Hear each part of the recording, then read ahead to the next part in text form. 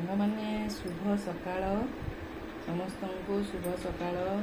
ଦେଖନ୍ତୁ ଆଜି ମୁଁ ଗୋଟେ ମାଳ କରୁଛି। ଆଜି ଗୁରୁବାର ଅଛି। ଏବେ ଟଗର ଫୁଲ ବହୁତ ଫୁଟୁଛି ବୋଲି ମାଳ କରିବା ପାଇଁ ବହୁତ ଭଲ ଲାଗୁଛି। ଆଜି ଗୁରୁବାର ଅଛି, ସାଇବାବାଙ୍କ ପାଇଁ ମୁଁ ଏଇ ମାଳଟା କରିଛି। ଆପଣମାନେ ଦେଖନ୍ତୁ କେମିତି ଲାଗୁଛି ମାଳଟା, କହିବେ। ଏଇଟା ସାଇ ମନ୍ଦିର ନେଇକି ଯିବି।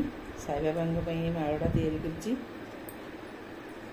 ମୋ ଗଛରେ ବହୁତ ଫୁଲ ହେଉଛି ତ, ସେଥିପାଇଁ ମୁଁ କହିଲି ଗୋଟେ ଗୋଟେ ମାଳ କରିକି ଠାକୁରଙ୍କୁ ଦେବା। ମୋ ଠାକୁରଙ୍କୁ ବି ମାଳ କରିକି ଦେଉଛି, ତା ସାଙ୍ଗରେ ମନ୍ଦିରକୁ ବି ଗୋଟେ ଗୋଟେ ମାଳ କରିକି ଦେଇ ଦେଉଛି। ଆପଣମାନେ ବି କରିବେ ମାଳ, କିନ୍ତୁ କାହା ବାଟରୁ ଫୁଲ ଚୋରି କରିବେନି। ନିଜ ଗଛରୁ ଫୁଲ ନେଇକି ମାଳ କରିବେ, ନଚେତ କିଣିକି ଆଣିକି କରିବେ। ମୁଁ ଯେତେବେଳେ ମୋ ଗଛରେ ଫୁଲ ନ ହୁଏ, ମୁଁ ବଜାରରୁ ଫୁଲ କିଣିକି ଆଣେ। ମୁଁ କାହା ବାଟରୁ ଗୋଟେ ଫୁଲ ଆଣେନି। ଏଇଟା କେବଳ ମୋରି ଗଛରେ ହେଇଛି ବୋଲି ଏ ଫୁଲଟା ବେଶୀ ହେଉଛି ବୋଲି ମୁଁ ଏଇଟାରେ ମାଳ କରୁଛି। କେମିତି ଲାଗିଲା ଆପଣମାନଙ୍କୁ କହିବେ। ଦେଖନ୍ତୁ ରାତି 4ଟାରୁ ଉଠିକି ମୁଁ ଫୁଲ ତୋଳୁଛି। ଫୁଲ ତୋଳିକି ମାଳ କରିଛି। ଏମିତି ଲାଗିଲା କୁହନ୍ତୁ। କମ୍ପ୍ଲିଟ୍। ରହିଲି, ଯାଉଛି, ଡେରି ହେଇଗଲାଣି। Okay, bye.